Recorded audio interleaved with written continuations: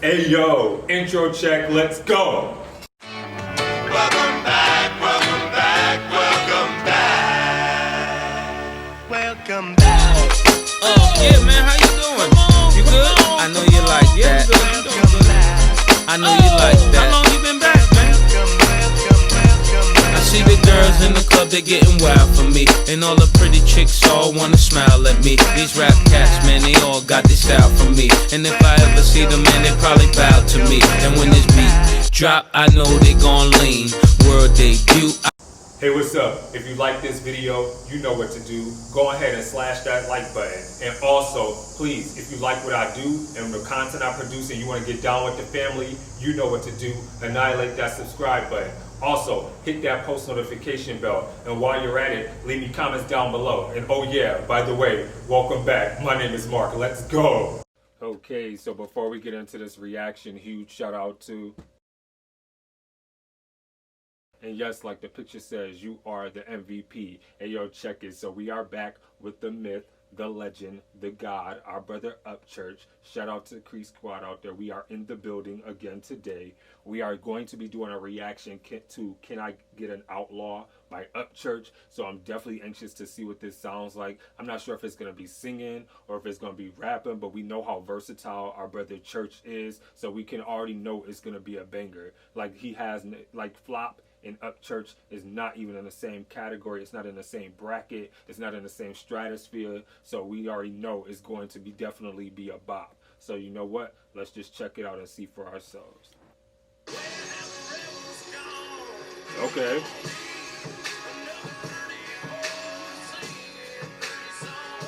Okay, who is this?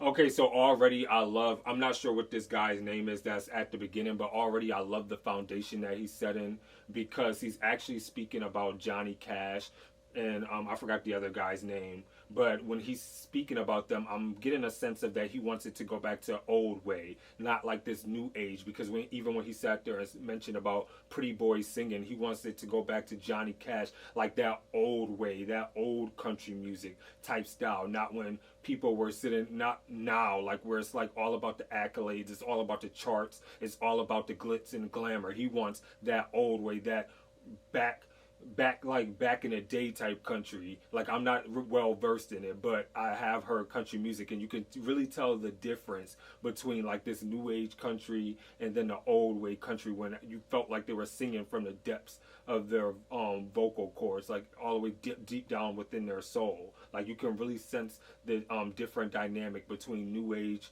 and the old way. So let's get back into it.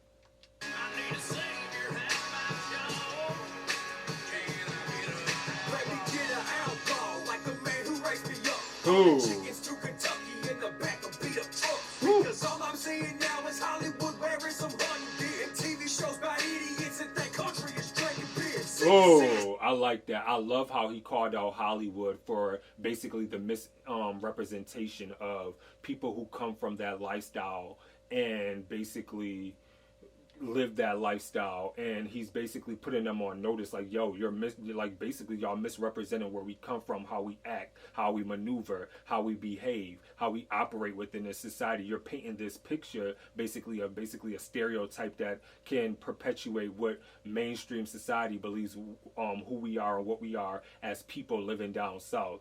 And I really love that he basically brought that forward, because a lot of times a lot of people want to sit there and believe the facade than to believe the truth. So I like how he brought that out, but let's get back into it. Hey, that was a bar. I wanna see some young guns going out on a duck hunt and mess around this snapping, burning, acting like a lazy bum. Trends got it twisted and they make country a petty style. Now where's all my country folks that actually could go survive? When this stock market crashes, I'll be somewhere deep off in these pines, killing shit, kicking ass, and taking what the hell is mine.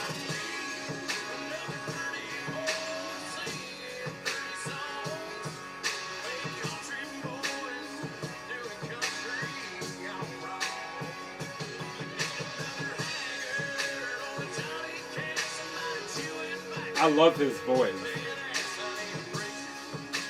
I really want to know who this is.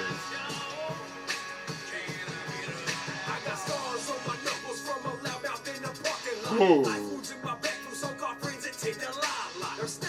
Okay, see, and this is why I say that I love Upchurch so much, because I always say, you are guaranteed to get transparency from Upchurch. You're not going to get somebody who's trying to be a microwavable rapper or a microwavable singer or cookie cutter, basically looking and sounding like everybody else in the industry. You're going to get a raw, uncut version of who he is as a person. He's not trying to appease the masses. He's not trying to be somebody else who he's not. He's not trying to be Robert Upchurch. He's not trying to be Ronnie Upchurch. He's basically being Ryan Upchurch. He's being exactly who he is. He's being his authentic self. And that's what I love about him, because he lets you in onto his life, what things make him tick, like the lifestyle he had to live and how he grew up and things like that. And that's all you can accept from an artist, is them being transparent with who they are as a person.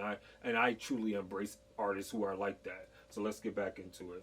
The grass but bubble shit, I'm used to walking tall. And if I feel you talking shit, won't second guess the jacket y'all. Today the world we live in, realness tends to wash and fade away. If you ain't walking shit, then I don't care for shit you say. I met the folks I idolize, and so far there's some white ass lies, just country faking good disguise. I tell me how that tends to fly. I'm on my son of Brian Twain, baby, come and roll with me. Backwards as it gets, and not the shit that you see on TV. I'm talking Chevy C10, kicking up some brown rocks, 30-06 with a seat of stained wood. Okay, and I have to pause it one more time, because I do see the Confederate flag. So before people sit there and try to come at me in the comments, stuff like that doesn't bother me, because I actually know the meaning of what the Confederate flag is. I know a lot of meanings, that there's different meanings within the Confederate flag. Do I believe that Ryan Upchurch and the other guy and the people in this video are doing this out of malice? No, I don't. So I'm just going to put that out there and just let that be known, because I just feel like it's basically a part of history. It's a part of our history, basically. You can't shy away or run from what history was. And so it's like, to sit there and try to censor somebody, or to sit there and kind of censor what something means, I feel like it's kind of juvenile. And that's just my personal opinion, because it is history. It's something that we have to live with. And I feel like that's what's wrong with America. In some way, we try to have this distorted reflection of what reality is. We rather live in illusion instead of basically reality of what happened and things that happened. So I don't like I said, me personally, I don't feel like Upchurch is doing it out of malice. I feel like he's just speaking about the history of the South, because technically that was the flag of the South. I mean, you can't sit there and say that it wasn't. So I mean, I just wanted to clear the air with that, because I know somebody's gonna say something and I'm gonna have to delete the comment. But let me get back into this.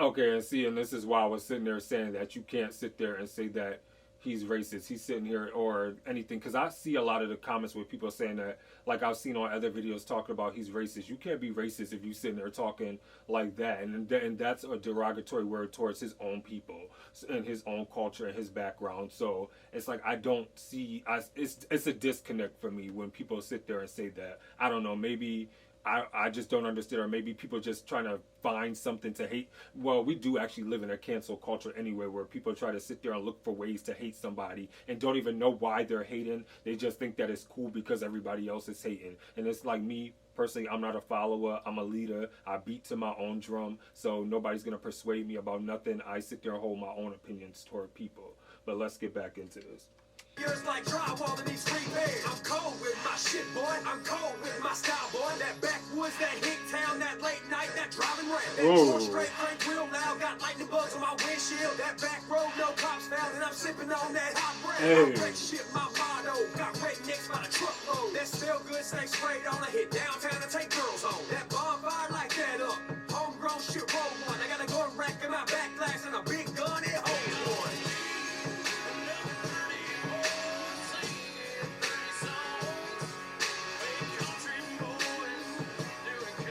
And see, like, that's old way country, the way that he's singing.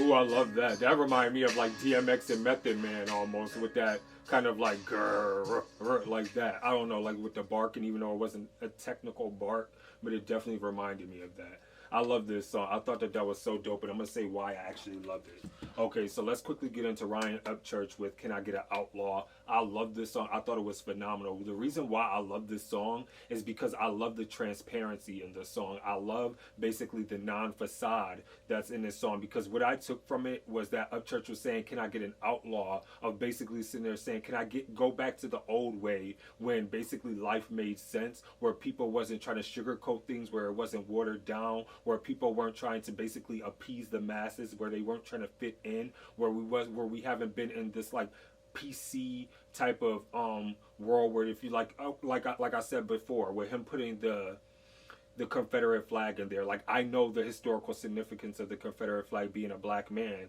but I also can sit there and recognize that me personally, without me knowing, I can't sit there and judge why the Confederate flag is in there. Like I said, the only way I can take it from is taking it from basically an outside looking in, that he was basically presenting it in a way of showing of where he comes from, because like I said, let's be honest, that was part of history, and like, you can't run from history, you can't rewrite history. And I feel like that's what a lot of people in American society done. We have gotten so censored and so soft to the point where people sit there and think that like they try to rewrite history and they try to do things like that. And so it's like I think about it this way, where like they had this whole back and forth, I think, I can't remember where it was, but where they were talking about taking down the statues. I can't remember I don't know if it was Confederate soldiers or plantation owners. I can't remember what it was. Somebody correct me in the comments below, but I think it might have been Confederate soldiers or something like that. And they may have been slave owners, and they're talking about taking it down. Okay, I can understand of wanting to sit there and take it down, but at the same time, when you're having kids grow up, what is that? What type of message that sends them, that where you're sitting here taking something down, where you're not getting the real history? Because let's be honest, America was not all peaches and creams. It was not chutes and ladders. It was not Candyland. It wasn't lollipops and gumdrops, and we were all sitting around singing Kumbaya. It's a messed up, effed up history that is in America. Like, I wouldn't want to be nowhere else, but just simple fact, it is a messed up history. And I feel like when you sit there and try to censor certain things, of where I think, at least that's my thinking, that where Upchurch was coming from, is basically saying that you can't sit there and hide from the truth, or you can't hide from the facts of what life is, or what we've been through, or what has happened in the past. And that's where I was thinking, like, where he was sitting there saying, because at least, like, right now, I can speak from my perspective. Like, right now, like, there are so many people who probably hate me just for the color of my skin, but I would never know, because it's so PC. Whereas, like, back then, you knew when somebody didn't like you, because it was actually said that. And me personally, I'd rather somebody not like me in my face than sit there and not like me behind my back. And that's just how I've always been, being from New York. Like, don't sit there and give me that fake energy and act like you love me, but meanwhile you hate me because of some difference. Like, you might hate me because my eyes are hazel green. You may hate me because I'm darker than what you want me to be. You may hate me because I have education, like went to university and grad school and things like that. But at least I would know that you hated me back then. Whereas now it's like, it's so hidden and it's so like watered down. And I feel like that's where he may have been coming from, where he was saying, "Can I get an outlaw?" And even when I don't know the gentleman's name, so somebody gotta let me know, but where he was sitting there talking about Johnny Cash and basically going back to the old way. Is he sitting there talking about, oh, can we go back to the old way of sitting there, going back to the times when it was a dark place in American society. No, I don't take it as that. But metaphorically speaking, I'm thinking he's talking about where we haven't been living in this hypersensitive, watered down culture, and that's what this song represents for me. I'm not 100% sure if that's where he was getting at, but for me, of what I took from it, that's what he was getting at.